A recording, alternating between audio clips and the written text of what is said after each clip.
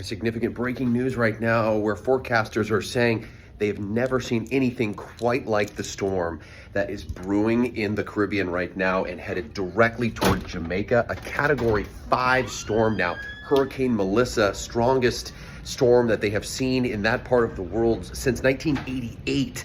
Jamaica is going to take a direct hit from this Category 5 storm. Winds at over 160 miles per hour, which is just frightening. The size of the eye wall of this storm is really indicating how powerful it will be in Jamaica. The whole island is covered. This time of year especially, you do not see hurricanes hit Jamaica this dead on, but Hurricane Melissa expected to be just catastrophic for that island.